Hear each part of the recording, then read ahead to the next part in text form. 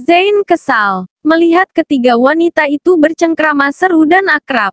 Membuatnya merasa diacuhkan, merasa tidak dianggap. Dan itu benar adanya. Mereka bertiga memang sama sekali tidak menghiraukannya. Membiarkan pria itu duduk sendirian di ruang tamu. Zi sendiri juga terlihat sengaja menguji keseriusan dan kesetiaan Zain padanya. Apakah Zain akan kembali mendekati Vita? Atau dia akan tetap duduk di tempat? Demi menghargai perasaan sang istri. Disinilah Zi memulai aksinya. Mbak Vita udah berapa hari di Lombok? Tanya Zizi lembut. Udah 3 harian kak. Panggil Vita aja kak. Nggak usah pakai mbak. Biar lebih akrab gitu maksudnya. Ucap Vita sembari menyeruput es rumput laut bikinan Zizi. Baiklah, kayaknya kamu adikku jauh juga. Balas Zizi. Tapi kekayaan kita nggak ada apa-apanya sama beliau kak. Doi Crazy Rionti. Naya aja dapat hadiah super wow dari dia. Jangan lupa kalau mereka bertiga lahir. Kita kabari Onti Crazy Rih-nya ini. Biar mereka kecipratan teraktirannya. Ye kan? Canda Safira terkekeh senang. Sedangkan Vita hanya tersipu malu. Dasar. Vita melirik Safira yang masih tertawa senang. Vita udah bisa move on belum dari Doi? Tanya Zi sembari melirik santai ke arah Zain yang terlihat cuek dengan kebersamaan mereka bertiga. Ih, ya udahlah kak. Ngapain mikirin dia lagi? Kayak nggak ada yang lain aja. Jawab Vita sedikit ketus. Tapi Zi percaya kalau Vita serius.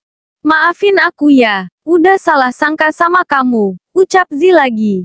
Nggak apa-apa kak, aku dan abang memang memiliki kisah. Tapi aku juga nggak mau egois. Aku wanita kak, mana mungkin aku tega nyakitin hati wanita lain. Semoga kakak bisa mengerti maksud dan tujuanku tidak se-ekstrim tindakanku. Vita tersenyum. Iya, pada akhirnya aku paham kok. Makanya aku sangat berterima kasih soal itu. Kalau nggak gitu, mana mungkin dia bisa sebaik ini sekarang. Zizi membalas senyum itu dengan senyum terikhlasnya. Ngadepin abang memang nggak bisa lembut terus kak. Sesekali harus dijedotin, baru bisa sadar. Ucap Vita. Kamu benar, kalian tahu nggak? Dia itu lagi cemburu berat sama teman cowokku. Sampai mau dihajar kalau temanku itu berani menatapku lebih dari 5 menit. Katanya mau dicongkel matanya. Zizi terkekeh. Astaga. Arogannya. Gitu dulu kok ditinggalin. Dasar pria egois. Giliran bininya dideketin kumbang lain aja. Heboh nggak karu-karuan. Gerutu Safita kesal. Sedangkan Vita tersenyum senang. Padahal ya, aku tuh ama temanku ini. Kami itu udah akrab dari kapan tahun. Dia juga tahu sih kalau aku sama dia ini udah akrab dari SMA. Cuma kami pisah pas lulus SMA. Karena dia pulang kampung ke Semarang. Sedangkan aku kan sekolah keperawatan. Jadi lost kontak sementara. Ketemu lagi ya pas di sini. Beberapa bulan yang lalu. Jadi nggak ada yang istimewa dari aku sama dia, ucap Zizi menjelaskan. Emang dasarnya abang aja kak yang kolot bin mau menang sendiri. Tapi baguslah. Kalau dia masih cemburu kan tandanya cinta. Balas Safira. Sedangkan Vita hanya tersenyum. Sebab ia tahu pria yang dimaksud Zizi pasti adalah Bima. Yang tak lain adalah suaminya.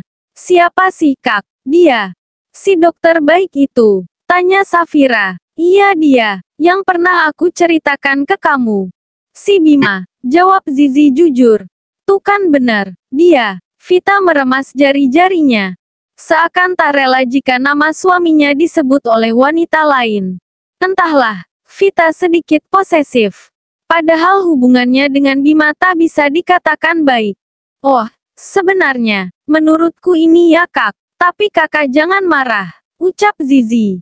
Enggak, kenapa emang? Zizi menatap Safira. Wajar, dianya ini kan jomblo. Jawab Safira. Abang cemburu. Secara di Bima. Siapa bilang dia jomblo? Dia punya pacar kok. Enggak tahu juga dong. Setahuku dia lagi PDKT sama temanku. Jadi yang diincar bukan aku. Tapi temanku, jawab Zizi sesuai dengan apa yang menjadi perhatiannya selama ini. Oh walah, yang gak tahu kalau begitu, ucap Safira. Suasana hening sejenak, namun ada satu raga yang terlihat tak tenang. Sebab hatinya tersayat perih. Bagaimana tidak, secara tidak langsung. Sesuatu yang dilontarkan oleh Zizi adalah sesuatu yang membuatnya terasa tercekik. Secara tidak langsung, Vita bisa mengetahui alasan Bima selalu menolaknya. Ini bukan karena statusnya mungkin. Tetapi di dalam hati Bima sudah ada wanita lain. Iko diem dimensi. Vita gimana udah ada yang ngedeketin? Tanya Zizi penasaran. Belum kak, Vita masih santailah. Takut kalau jodoh yang datang cuma mampir. Vita pengennya yang menetap.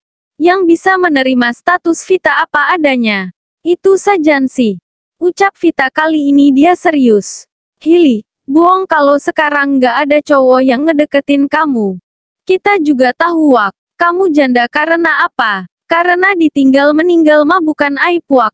Tenang aja, bentar lagi juga ada yang nyamperin. Apalagi janda kayak kamu. Janda tapi virgin, kan langka. Ucap Safira sedikit bercanda. Huses, malu kalau kedengeran cowok. Ada abang no. Ucap Vita sembari memukul pelan lengan Safira. Aduh, sakit Wak. Safira mengelus lengannya. Abis kamu buka rahasia. Diem ah. Vita tersipu malu. Sedangkan Zizi terlihat bingung. Apa yang kalian bicarakan? Apakah aku ketinggalan sesuatu? Aku nggak salah dengar kamu tadi. Atau kamu lagi bercandara? Tanya Zizi. Penasaran. Enggak, kakak nggak lagi halu kok. Apa yang kakak dengar tadi benar? Real life. Lagi-lagi Safira terkekeh. Sedangkan Vita hanya melirik sambil tersenyum. Jadi, Vita belum pernah gimana ngomongnya ya? Kalian dijodohkan apa bagaimana? Tanya Zizi setengah bingung. Setengah heran. Setengah aneh. Tak percaya saja. Enggak kak. Kami nggak dijodohkan. Cuma pas kami abis akad nikah suami langsung sakit. Lumpuh nggak bisa bangun. Jadi ya gitu deh. Jawab Vita jujur. Ya Allah Vita, sungguh aku turut berduka cita. Tapi aku salut sama kamu. Kamu bisa menjaga kesucian kamu sampai detik ini. Alangkah beruntungnya laki-laki yang bisa memilikimu Fit.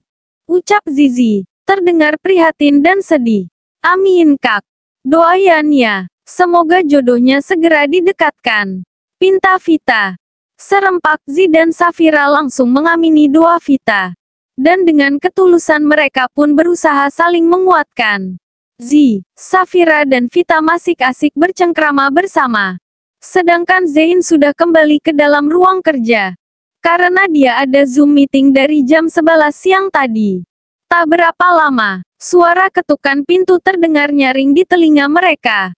Terlihat seorang asisten rumah tangga lari tergopoh-gopoh untuk membukakan pintu untuk tamu mereka. Sedangkan Zi meminta izin kepada mereka berdua untuk menyambut tamu spesialnya kali ini. Awalnya Vita dan Safira tak tahu jika akan ada tamu lain selain mereka. Namun, ketika Zizi menyapa tamu tersebut, jantung Vita berdetak sangat kencang. Jiwanya melayang tak karuan. Napasnya sesak. Dia yang ingin Vita hindari. Kini bertemu lagi dalam suasana di mana ia tak siap untuk bertemu dengan pria itu.